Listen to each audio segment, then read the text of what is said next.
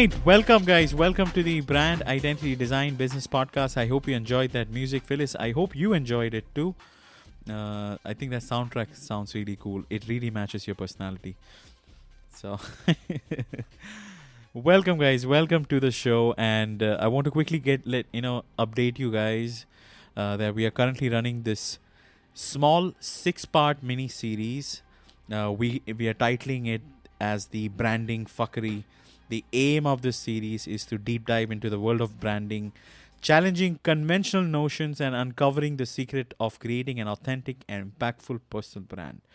Each episode I'm going to do with Phyllis is going to take you to a journey through the chapters of Phyllis' book. It's called Branding, Boundaries and Bullshit.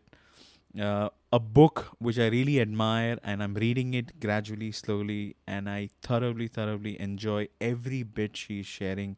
Just purely the way she has articulated her thoughts, and I can literally hear Phyllis speaking to me when I'm reading this book. Literally. So we're going to dissect the core principles of personal branding, explore the importance of setting boundaries, uncover the truth behind brand perception, and how to play the branding game right. Before we get into the interview right away, I just want to quickly let you know that season 5 of my podcast is going to begin January 2024 onwards. The guest waitlist is actually open. If you do have any people you want to recommend to be a guest on my upcoming season, please do not hesitate to reach out to me, DM me. Rose, whom you see down in the audience, he's going to be a guest on my podcast for next season. So thank you so much, Rose, for accepting my request and the contribution you would be making on my podcast with your expertise. I want to thank you for that.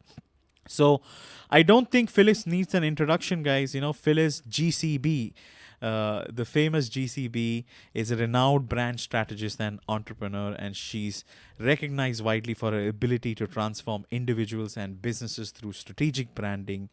And she has come up with this very interesting book, and I have actually left links for people who want to actually buy this.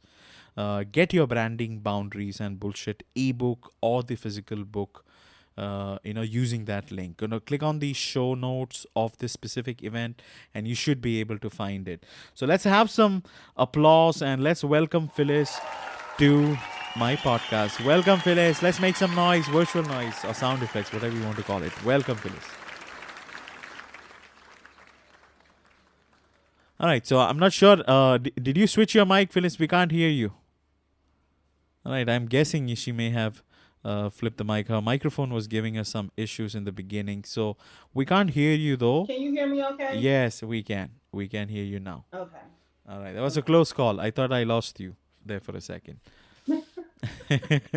I'm here, sweetie. I'm here. All right. So let's actually deep dive. Let's get into this conversation right away. I know that's what the audience are here for. The first thing which I want to ask you, Phyllis, is that a lot of branding books are out there. A lot of personal branding books are out there in this world. Could you share us the inspiration behind writing this specific book, Branding, Boundaries and Bullshit, and your journey into the world of personal branding? Oh my gosh. My world in personal branding actually started when I was in the barbecue business. Back then, I was known as Mrs. Mister. My husband was Big Mister, and I was telling Jason that it was never my intention to be anything other than Mrs. Strawder because we were married. But somehow, being a part of the barbecue world, you know how when people don't know you, oh, you're so and so's wife, oh, you're so and so's mom. So in the barbecue world, I got oh, you're Big Mister's wife, you're Mrs. Mister. It was just something that I got into. But when we actually got seriously into the business, I owned that shit, hook, line, and sinker.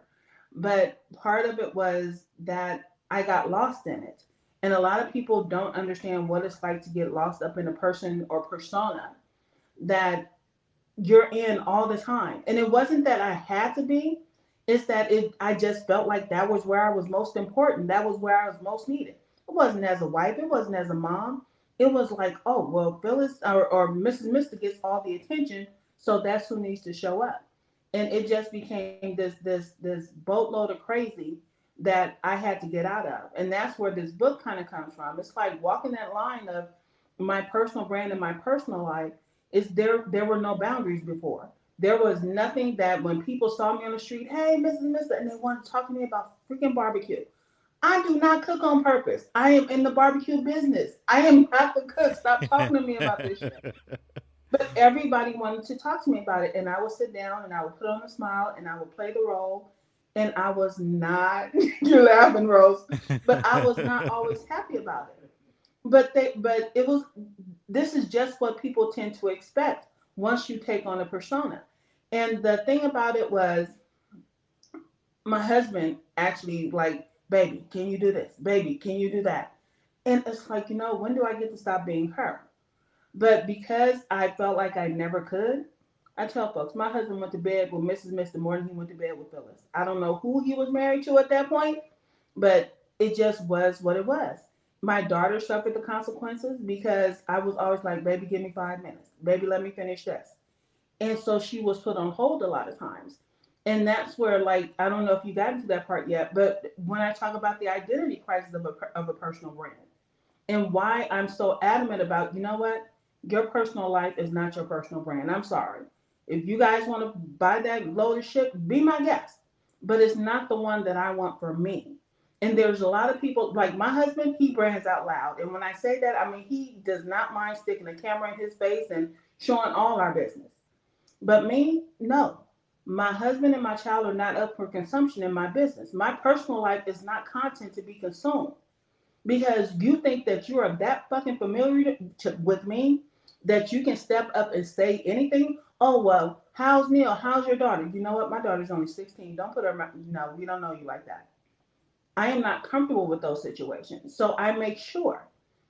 But in our previous business, when Morgan was there, Morgan got a job at 9. She was a cashier by 9. She was known as Mini Mister, okay? Even she was one. She had her own personal brand. But Morgan went on, she wrote her own books, she has her own investment accounts. So her being part of the brand back then worked.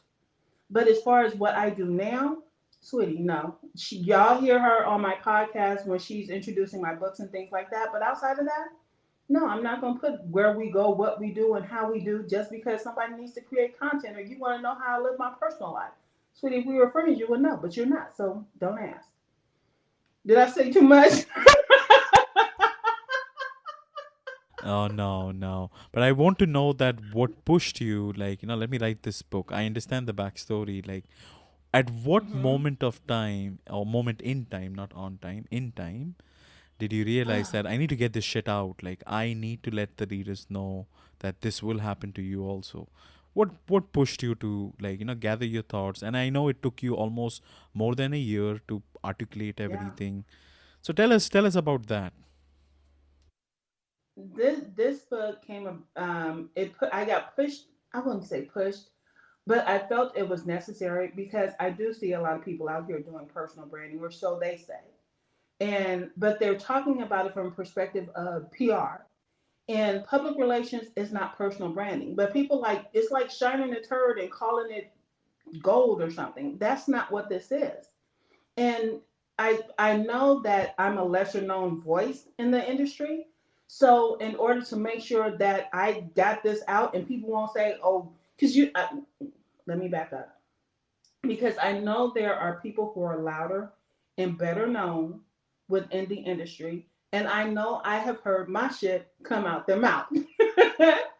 So in order to make sure that they know what I said, sweetie, I wrote the book on the shit. How about that?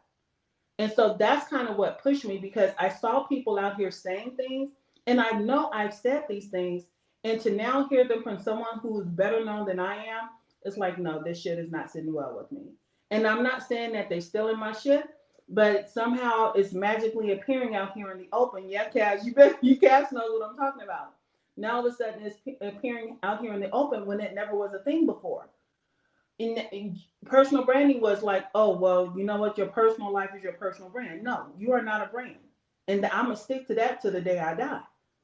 But to see the shit that goes on as far as personal branding is concerned, for people to like somebody I follow on, and this is about to be TMI, y'all. This is not my TMI. This was her TMI. But she's on her business profile on IG, and she starts talking about her cycle. And the end of the post was like, so now I can bleed in peace. As if that was something that we needed to know. This is crossing a line and a boundary that, you know what, sweetheart, this has nothing to do with your business. I don't want to give you any of my money knowing that I'm now there. There needs to be something out here that people can hold on to other than content is king and I am my brand. So that is what really pushed me to this book. No more of that shit. If you want to live out loud, if you want to brand out loud, you can go right ahead. But there are a lot of us that don't want to put our lives on display for the sake of content. You don't need to know how I butter my toast. You don't need to know how I paint my toes. And you definitely don't need to know where my daughter is when I'm out the house. So this book had to come from this place of, you know what, I don't brand out loud like that. There's very few things that you'll know about my personal life unless you just know me. Mm-hmm. Now, my clients know my family. My one of my clients, we were in a session. He said, "Tell Neil to come here." It's like, can we finish with the paid part before you call him in the room? I don't have a problem with that because trust and believe, I've already got my money. But it's knowing that these type of things need to be said, and nobody is talking about them. Nobody is saying anything about, you know what, you get to have a personal brand and a personal life. You get to build a personal brand that you can actually turn into an asset that you can sell once you're gone.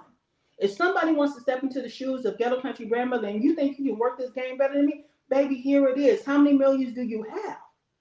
But I can never sell Phyllis. I am not that hoe. So this is why I wrote that book, to let people know, you know what, you don't have to put your life on display. And you also don't have to believe you're a brand. You don't have to buy into all that shit. But that should not stop you from having a personal brand because it is very necessary in what we do in this world today. So that's my 2 cents. I think I got it that time. I love that. I love that. Guys, I just want to put caution across just in case if you're new to this podcast. Yeah, we're going to be using a lot of cuss words. That's actually a part of the package. So deal with it. So, the next question which I want to ask you, and I appreciate you answering, why you wrote the book, and you said a lot of interesting things which we will be dissecting as we move ahead. So, when I was reading your book, you said something very spectacular, which really stood out to me. In my respectful yet experienced opinion, personal branding should rise above the superficial bullshit like public image, go deeper than a fucking founder story. So, what I like to ask you from that note is that you said you highlighted this a lot of times. Why? I want to ask you, why does personal brand needs to go beyond the vision, mission, and purpose? Vision, mission, purpose, and values were created for business brands. They were based on fictitious shit that people made up based on market research. And because a lot of branding and marketing is built around people pleasing, it does not require you to go deeper than data. But if you're going to do a personal brand and you want to have impact as a person, if there's things that you want to put out into the world, then sweetie, you got to go deeper than that. And going deeper does not mean, again, putting your life on display. If you're going to say that this is my core message, which a lot of personal brands don't have a core message. If you have a core message based on the brand, the personal brand that you built, then that core message will always be the same. My core message is you are not a brand. People are priceless. You cannot put a price tag on them as far as I'm concerned. Telling somebody to charge their worth is putting a price tag on them. No, you are too valuable. You are not a brand. But when you decide that you want to actually build a personal brand, then if you go deeper, the brand that you build becomes the business that you have. And the people that you hire are better, I would say better able to be loyal to something that they now believe in. A lot of people now just take jobs for a paycheck. And I ain't mad at a paycheck, trust and believe. But they're working at companies that if somebody offered them a bigger check, they will leave. But once upon a time, there was such thing as loyalty. And if we can get people to be better to build better brand loyalty, then we can build better companies. Because now we're branding from the inside out. We're branding from the founder on out, not based on the bullshit that he wants to make some money, but actually on the impact that we, as a cultural community within this brand, can now have impact. It's a place where people are proud to work. They're proud. They're happy to show up. Nobody's drudgery has this drudgery about getting out of bed. They get to say, I work here. And then you have people that actually want to say, oh, I want to take her job because I want to work there. And you probably will have a hard time keeping out toxic people because everybody wants to work for a good company. People find prestige in that shit. I was talking, who's that? I was talking to Linda earlier today, and she said people are impressed. Oh, I worked for Google and I work for. So what? You could have just been getting coffee at Google. That shit don't impress me. But if you have a personal brand that's now tied and aligned with a business brand, sweetie, you get to keep the personal brand for yourself. But the business brand takes its cues from that, and it gets to be doled out to any and everybody. Everybody gets to own a piece of that business, but you don't get to own a piece of me. Does that make sense? Absolutely, it does make sense. In that case, Phyllis, what I like to ask you, if you're not supposed to put your life things out there, so when you're putting content through, what kind of content would you recommend people to talk about? Just your business or something specific? What would you advise people when it comes to sharing stuff about their personal brand? If you're going to bring personal into it, make it personally relevant. So, like one of the things that I've been talking about, because I wrote my memoir years ago, I think I forget it was years ago, and in that memoir, I talk about me having a problem with Dick, and Dick because Tom and Harry were busy, and that was during a time where I wanted to be a mom because I thought of being a mom was going to fill a hole in me somewhere that nothing else was doing. I felt unloved, unsafe, and my own insecurities were crazy. And so I thought a baby was going to fix that. So I had indiscriminate sex, trying to be anybody's baby's mama. I didn't want the man, I just wanted the baby. So to go from that type of wanting to be a mom to now being a grandmother, it hits different. To know that I suffered with all these insecurities and that I had all this indiscretions and so forth in order to become a mom, thank God I didn't. But to go from that level of low self esteem to now being, you know what, I still have my insecurities, but I feel comfortable enough to be courageous in my insecurities. To now be a grandmother, to nurture other business owners and like, sweetie, get out here and do your thing. Get your money, make your shit pop, make it do what it do. And so that's a relevant story. If I was just to go out and say I was a hoe back in the day and give it no context, then it's not a relevant story. But when I tell people that I've always been a mom, even before I had my daughter, sweetie, this is how I can be the grandmother. This is how I engage as the grandmother. I can nurture you all freaking day. But I am also that harsh mom that you know what? I don't have no punk ass kids. I can't do that. I'm not built that way. I am not the June Cleavers or the Florence Nightingale. I'm not that. I'm that hardcore business mom. It's like, you know what, baby? We got to go do some shit. We got to make, you got to, but you have to make sure it's something you want, not what I want for you. And so that's me being a mom all up and through. Once upon a time, it was for the wrong reasons. Now it's for business reasons. There's a journey there. You see what I mean? Absolutely. I do completely understand what do you mean, and I appreciate you sharing that. That actually brings me to my next question, and I appreciate you sharing all of that personal stuff, and I appreciate you being open enough to share what happened in the past. So thank you so much for that. So my next question No is problem. related to a small section which I found on your book, which I found really interesting. You said no matter the event, Big Mister is the name of the restaurant Phyllis was handling. Big Mister would work his culinary magic, while Mrs. Mister worked the crowd. I came to rely on Mrs. Mister more than Phyllis.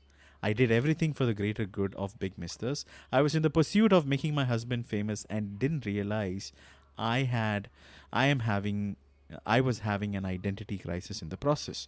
Could you share your journey on how you lost your identity with your restaurant business? Oh my goodness. Taking on the persona of being Mrs. Mister, there was a level of perception there and an expectation. But it kind of goes to when my mom used to say, "Don't start none, won't be none." And I started something that I could not get out of, and I couldn't figure out how to get out of. I had become Mrs. Mister, which means I had to show up at these competitions. I had to schmooze with Neil's friends. I had to put a fucking smile on my face. And trust and believe, if I do not like people, it will show on my face. So this was very difficult for me. But then also it was the mindset because I wanted to make sure that stop laughing. I wanted to make sure that Neil was famous. Sweetie, I promise you, I don't care what I was doing, where I was doing it. If I saw an opportunity, I was going to go and get it. If someone said that they needed a spokesperson, if there was something coming up on television, if the Good Day LA, which is a news station that we used to be on, if they were calling, I was always chasing it. And I am not that person. I am that person like, I wait for shit to come or I wait for shit to happen. But as Mrs. Mister, if it was 1 o'clock in the morning and I forgot to send an email, then I was going to get up and send an email because I wanted to make sure that my husband got whatever it is that I wanted him to have. If we were catering for a movie set or a television show, sweetie, I was the first one. I was up and I was doing the contracts and getting the invoicing done and all of these things. And it was always under the guise of Mrs. Mister. She was a hardcore bitch. Seriously, she was money hungry. She was a hunter. She was all the things that Phyllis was not. And getting caught up in that, it's like I know who I am, or I thought I knew who I was. I'm this individual. I'm a loner type. It's amazing that I'm married with a child. You trust and believe because I am a loner type. And I am not forceful because I am a 6'1" black woman and people feel uncomfortable with me in the room. And plus, I will wear heels in a heartbeat. And so I don't, most times I try to diminish myself. And that's just on the regular, me being me. So to now be out here trying to hunt people down, trying to get opportunities, trying to chase money, trying to do all the things, it was like, who the fuck is this person? Who am I? And it just caused me to question who I really wanted to be. And I didn't really like being Mrs. Mister all the time. But I felt like I had no choice at this point because I was already contemplating our third restaurant. We had two restaurants. Like I said, we did celebrity catering and all that stuff. So I needed Mrs. Mister to go and get me this third restaurant because the bitch was gonna make it happen. And that whole thing, that whole identity crisis, like, okay, why can't Phyllis just do this? Because she ain't got no heart. She's not bold enough to go and do it. She's scared. And it was because of my insecurities that, you know what, I just relied on Mrs. Mister. Let's just let her run the show. And that was it. Wow. So, Phyllis, just to give people context, how can we make people realize that you are also sunk in the ship and you're also, losing your identity in the process? How can people determine if the same thing would happen to you is happening to them at this very moment?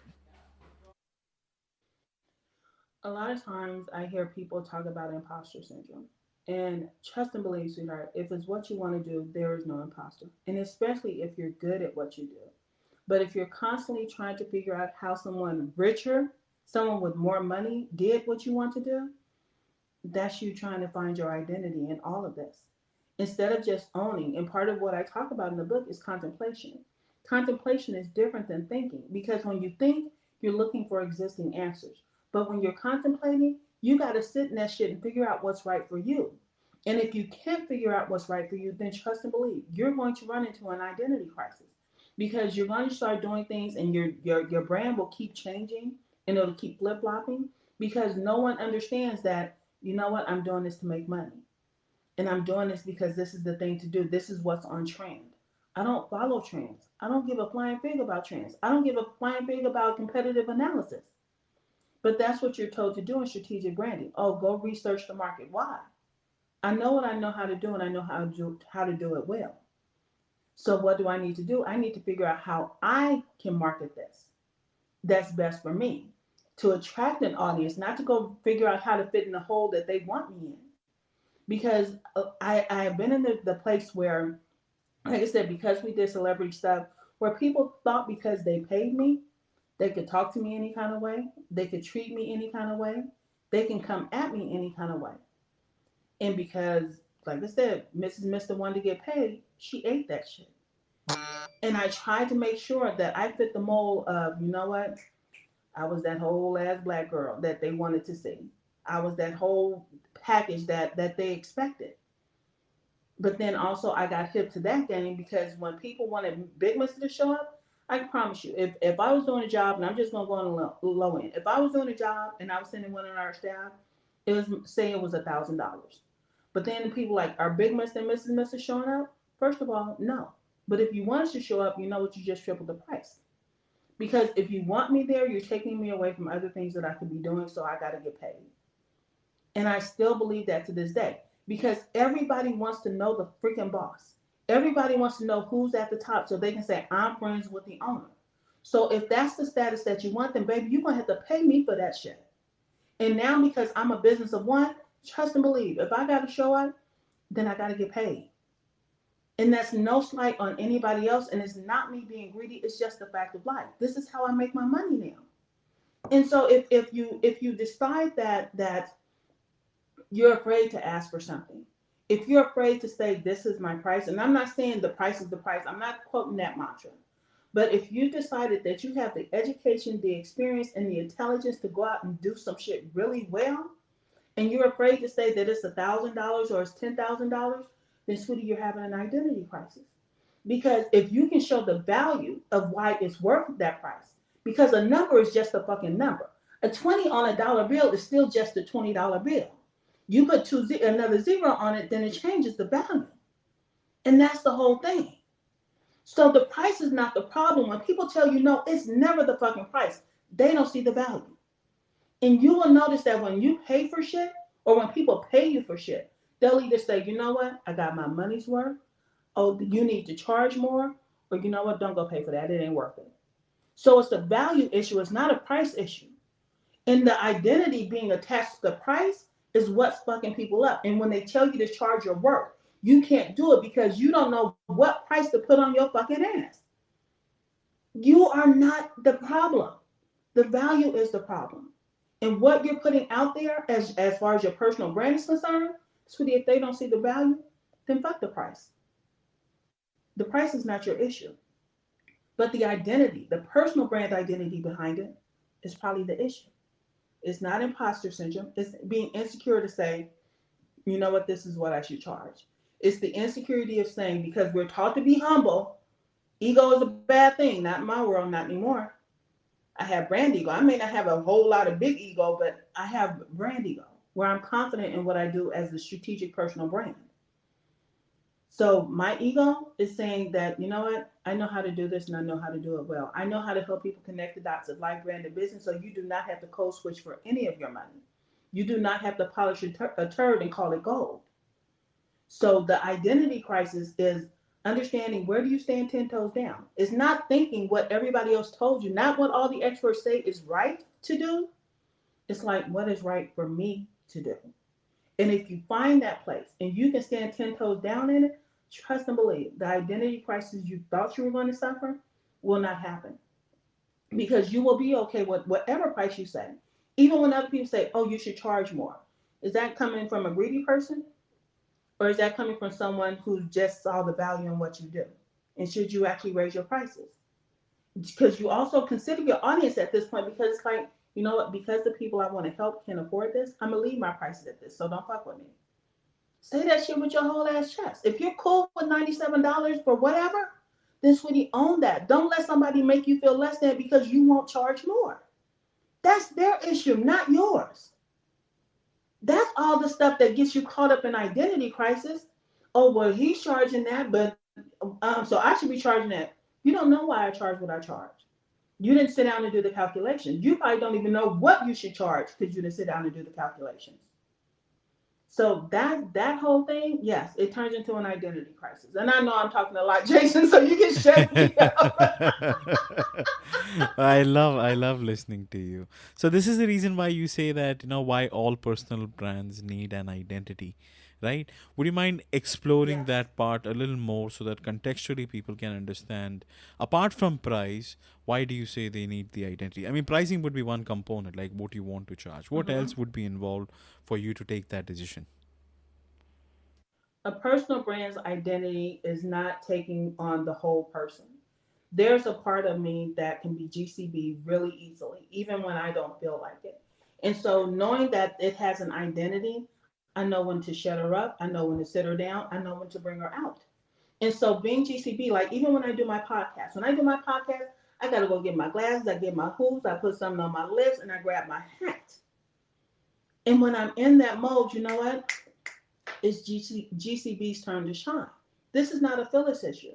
So when I know that I got to get up and do the podcast at 10, then I got to get in GCB mode, not Phyllis mode.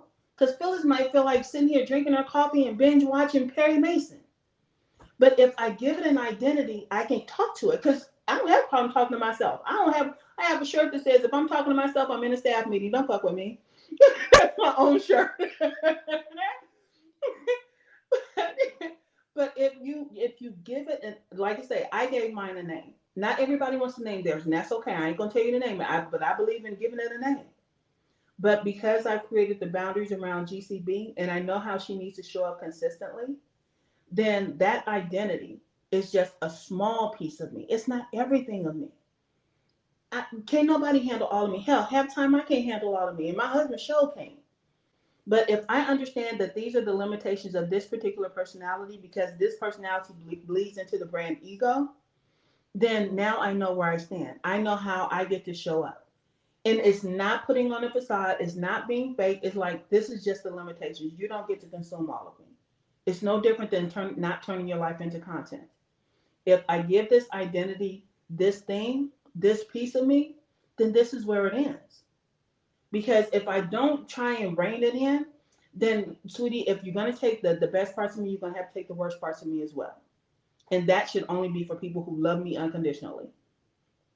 So that's why I said it needs to have an identity of its own, and recognize that that identity is born out of you. It's just not all of you. If you want to give somebody all of you, then go have an intimate relationship. We are not in an intimate relationship. We are in a business relationship. And while I value that relationship, sweetie, don't get it twisted because it got a price tag on it. My identity cannot be bought, even in my personal brand. Just like my clients choose me, I have to choose them right back because I can say, no, I don't want your money. But people think because they can afford you that they can have you. That's not what it is. Your personal brand, because it has an identity of integrity, hopefully, of ethical behavior, hopefully, then you set the standards for this is how I'm going to be in my business always to the day I die, and whatever else you want to put on it. Pinky swear and all of it. So giving it that identity gives you the opportunity to speak to it. It's like, what do I really want from you? How do I really want you to show up? What are the limitations that we're going to put on this thing? And because you're having this kind of not necessarily out loud conversation, you begin to understand how you're going to show up for business meetings, for conferences, for speaking engagements. It's like once I put on my glasses, my hats, my hoops, and my lips, oh, GCB is in the house. It's a whole ass situation. Come on, let's work this room. But once I take off my hat, and if I'm not reading shit, I'm taking my glasses off, then I'm back to being Phyllis. So you liable to get anything. And I tell people, GCB is an empathic bitch. Phyllis is a petty bitch. Don't fuck with me. Not in the mood.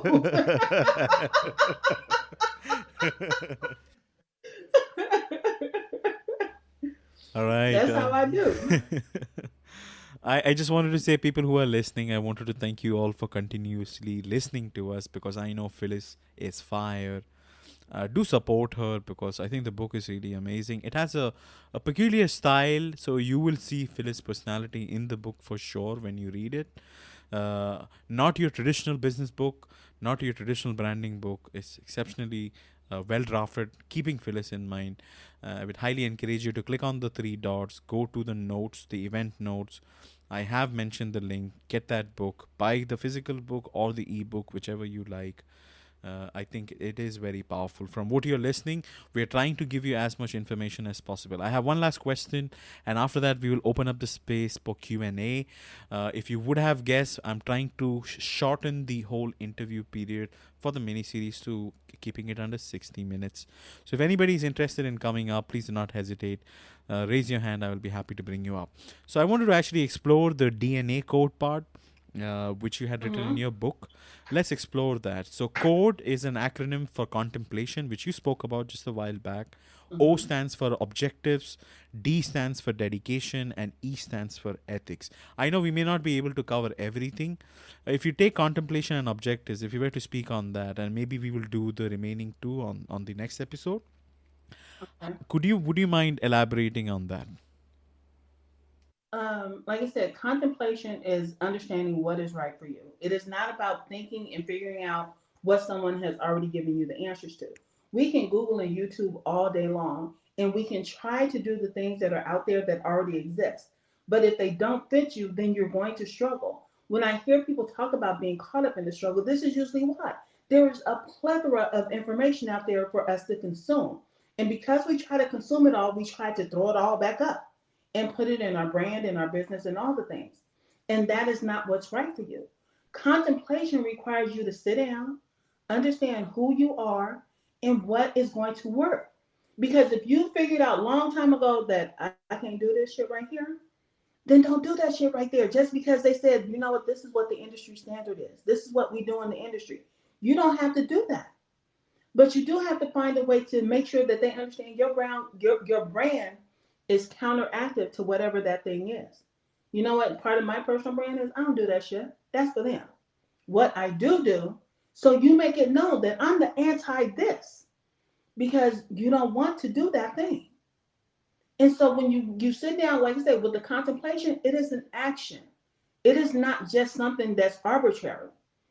And then that spills over into your objectives because you contemplated what's right for you. Now you can come over here and you say, okay, what are my objectives? Objectives are not goals. Objectives, again, are actionable because objectives can be never ending. Goals are something like, you know what, I want to increase my Instagram following by 10% within the next 30 days and that, you know, that whole smart shit. But objectives is like, I want to stay in the top 10 of this particular group of people for the duration. And the thing about that is because that's an objective, you're always staying on top of your game to stay in line with those top 5 people. Another objective is like, I want to make sure that there's always food on the table for this particular thing. So what do? You constantly put food on that table.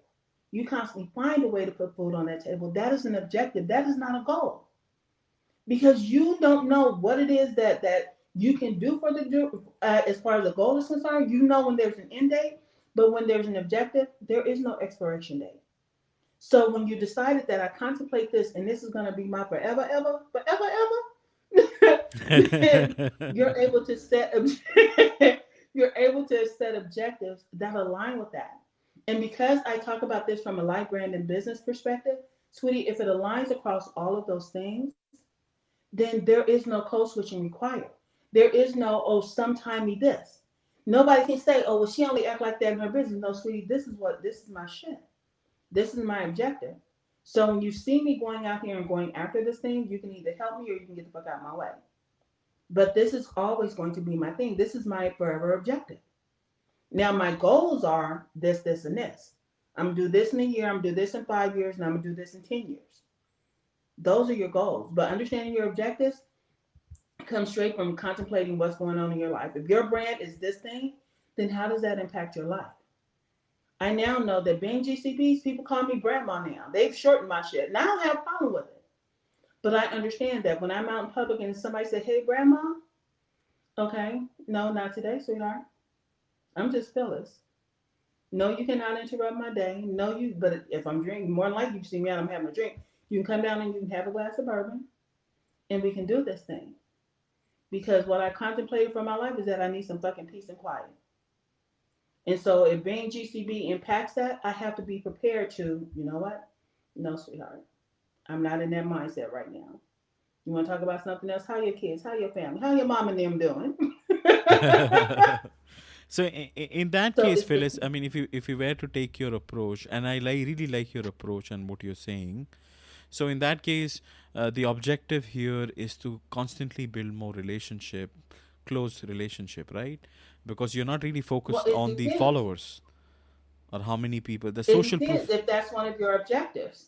It really depends on if. I'm sorry to overtalk you, but it depends if that's one of your. I was just throwing that as an example objective, because one of my objectives is, you know what, I want to help foster kids. Don't know why, but it's always been on my heart. So when I do that, I will always help foster kids. That is just something that is an objective, and it will not be something that will end. And will I do it as part of GCB or as part of my life? It will actually be for both. It's a personal thing, but it will go through my business. That's it. And so it's all of so understanding what your objectives are. If they're tied to your business, then you make sure people know that it's tied to your business. If you decide that your business is going to sponsor a thing or start a thing or turn into a nonprofit, then understand where that sits in your life, brand, and business. Again, because it impacts it all, because all of it is your life. Absolutely, absolutely. I wanted to actually encourage all the people who are listening to our conversation to come join on stage. It's a very short session. At least say hi to Phyllis. Please do not hesitate. Shirley, Cass, Gary, Derek, Thomas, Vanja. I hope I'm pronouncing your name right. Vanya. Vanya.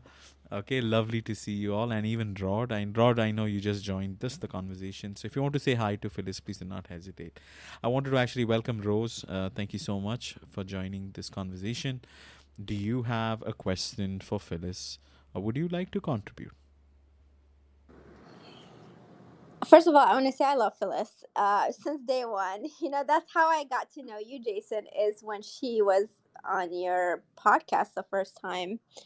And I was just captivated. And then, you know, when I heard she kind of went to LinkedIn jail, I was really upset. But I'm glad to see you back. I wanted to ask you a question, and then I wanted to ask you another question. Where can I get your book, first of all? That's my first question. I'm interested in getting your book. Mm-hmm. The paperback is on Amazon. You can get the ebook on my website. So you can go to Brandma's house and get the ebook and download it, or you can go to Amazon and get the paperback. Great. And then, so I appreciate you sharing about, making a distinction between your brand, which is the brand mother brand, and wanting to create those boundaries that are very clear between what your brand is versus protecting your personal life. And I appreciate that. I could see why you would want that, because you don't want to merge too many things, and then people don't respect boundaries, and overstepping, and then you're consumed so much with your brand that you lose yourself. So I understand that perspective. But the thing is, for me, I also have a different perspective, because I am the kind of person who does share her story and vulnerabilities with the followers, with just to resonate with people. Like, storytelling is how I approach personal branding. Storytelling is what resonates with my audience. And I just wanted to, like, for example, like, I look at a lot of people who have shared their stories and authenticities. I consider someone like Brene Brown, Elizabeth Gilbert, or even Oprah Winfrey. They've put themselves out there, the vulnerabilities. So I just wanted to offer that perspective. Like, what's wrong with that? Like, if that works for you and that's part of your personal brand, then for me, I don't see really the issue with that. Now, of course, you don't want to overshare. There's like a balance. But I just wanted to get your perspective on, like, is there anything actually wrong with that? I believe those women can share their story because they've already made their money. So I don't have a problem with how people, like I say, live out loud. I don't see a problem with sharing your stories. The only thing is, a lot of people share stories that aren't relevant to their business, to how they got where they are, to how they're connected to what it is that they do. If your stories are relevant to those things that resonate with your audience, then by all means tell your stories. Like I said, I don't mind telling my story of being what I used to call my whole days and so forth from way back when. And like I said, that was me trying to be a mom because I felt unloved versus me now being a grandmother where I get to love on everybody. So the stories that you tell, like I said, if they have some relevance, I can see the point of them. But again, if you're comparing it to rich women who have already made a whole lot of money, or any rich person has already made a whole lot of money, then their stories are important, or important to people because people are trying to find out how they made their money. But if you're telling a story about this is how I survived, okay, you survived to do what? And why is this important to me now? And like I say, this is just my own personal thing, because if there's some relevance to how you can help me in that story, then by all means, tell me that story. Please tell me that story. But if it has no relevance, so yeah, I'm so not interested. And like I say, that is my own personal thing. So I'm not saying don't tell your stories. I'm just saying make them relevant to what you're talking about as far as like the solutions you can provide for clients. I'm glad that you added that additional piece, because I 100% agree with that. It there should be an intentionality. With this story, there should be a lesson learned. So you should tell the story once you've overcome something already, not while you're in the midst of it, because I think that's also too vulnerable, and like the wound is still open. So I appreciate you making that distinction. So in fact, we agree there is nothing wrong with sharing the story, as long as the story Oh no, serves a purpose, and there's a lesson to be learned, there's something to be gained from it. definitely, definitely. Because some people they think they're the only ones going through, and most times they're not. We all know that people go through shit, and how you deal with it, how you come out on the other side, is just as important as if it. And like you said, you share the scars, you don't share the wounds. Definitely. Thank you so much, and thanks, Jason. Lovely, lovely. Thank you so much for that. Rose, please continue to be on stage if you like. I'm not gonna have like an extended thing which I used to do, that fun stuff, at least for the mini series. But I wish I could have asked some funny questions to Phyllis, but I'm gonna hold on to that. All right, so let's welcome Gary. My man, how are you? And so nice to see you after such a long time. And do Oh you yeah, have a no, question for me? Not for me, but for Phyllis.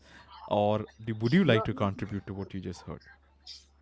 I don't have any questions. I just saw the notification for this happening, and I was like, "There's no way I can miss this." I'm at a conference right now, but I had to step out, get some food, and listen to Phyllis, listen to the grandmother talk her stuff, because I knew she was going to bring it, and I just need to do that. Like, I'm in the midst of. I just recently kind of just worked on what I'm calling my professional brand, because if you don't know me, you don't get my personal business, right? So I introduced a new way of how I as a person, not how my company, not I as my company, because people were conflating the two, and I was like, nope, can't do that anymore. So I have my own personal brand. The logo is a graphic, because and that connects me to my business, because one of the things we do is a thing called thick description method, where we look for the deepest answers. We go down the rabbit hole, and that's because that's how I work. So I would say, what's up to Phyllis? Congratulations on the book. You brought it exactly how I knew you would, and this was great. I appreciate you, Gary, because I know you at Ads Week, right? Yep, I'm an advertising week, and just out there just trying to spread the good word of don't try to copy these people, because one, they're not going to give you too much information. Two, you can't do what they do because you ain't them. Do you? Like learn how to transfer some of what they said, because it's not that bad things are being said. It's just that I feel that a lot of times people are trying to say, okay, that's what they did, so that's what we need to do. No, Yeah. look at the approach. Transfer the approach in a way that it works for you. You're way better off. I appreciate that very, very much, Gary, and thank you so much for contributing and thanking Phyllis. And I know she's amazing.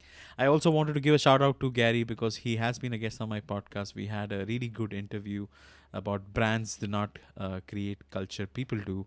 I would highly encourage you to listen to it. And Gary has thrown some fire things. He said some fire things on that episode. So I appreciate that very, very much, Gary.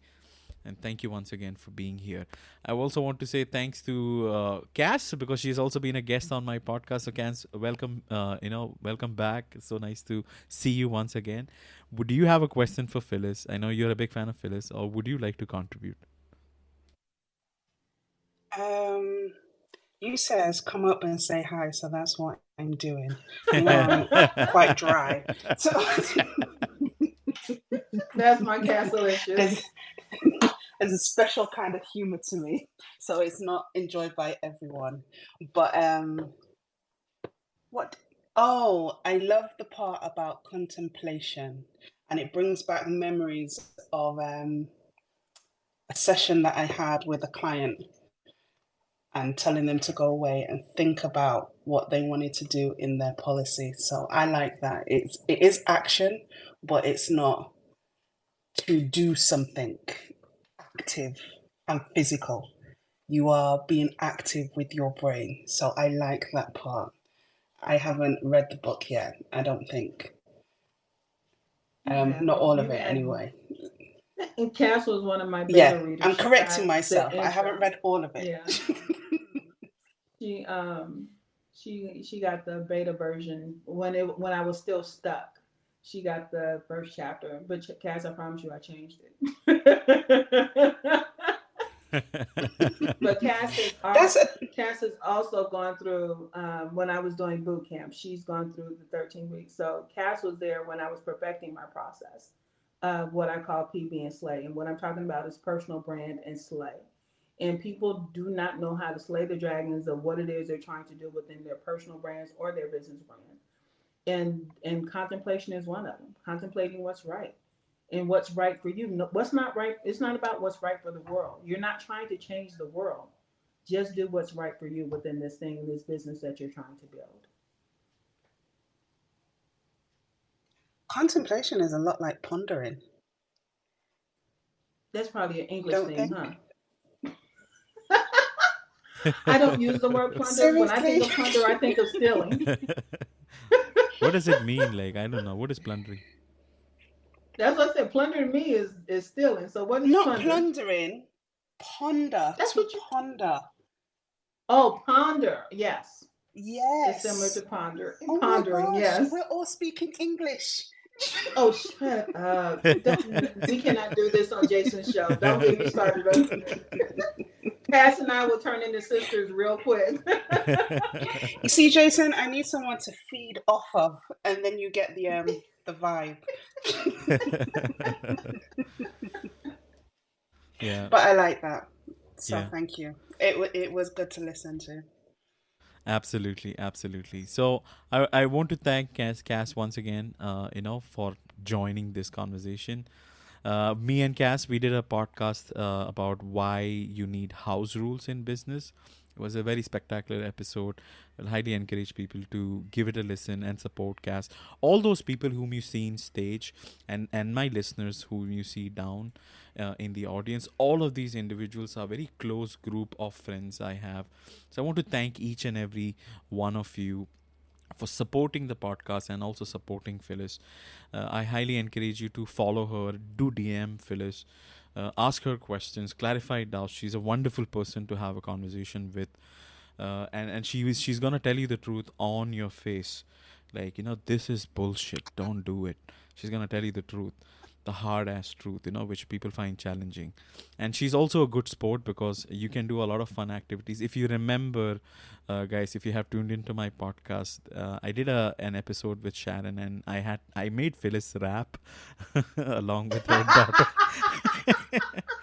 And it was a random thing, I called Phyllis one day and I was like, I had this idea, but I tried rapping, I sound like shit, so can you do that? and so I mean it was really fun. So I want to also, I see another person who has joined. His name is Thomas, and he's a long time supporter of my show. Welcome, Thomas. He's listening from Australia. He's one of the reason I had to shift the timing to 3 p.m. EST so that we can accommodate people from Australia. How are you, Thomas? So nice to see you. I know it's still early. Do you have a No, it's question? good. Do you have a I'm question? good. Go ahead. Sure. I just wanted to say thank you for extending the time to when it's daylight in Australia rather than middle of the night. So 6 a.m. instead of 4 a.m. or whatever it is. But I just wanted to say to Phyllis, I've been listening for the last 20 minutes, but I just think I love people who are not afraid of saying what they want to say. And I think there's too many cookie cut type professional brands out there that after a while they merge into each other and they get a bit boring. So I'm always after.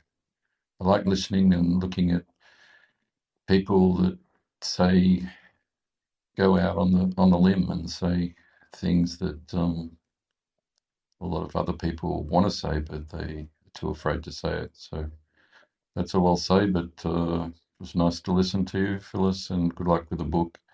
And yeah, happy Thursday in Australia. Back to you. Thank you. Thank you, Thomas. That is lovely, Thomas. Thank you so much for being a part of this conversation. We will be wrapping things up, and I want to let you guys know that we are doing this 6-part series. So this conversation is going to continue for next week as well, so which is October the 25th at 3 p.m. Eastern Standard Time. We would have the part 2. I will be creating the event probably by today or by tomorrow.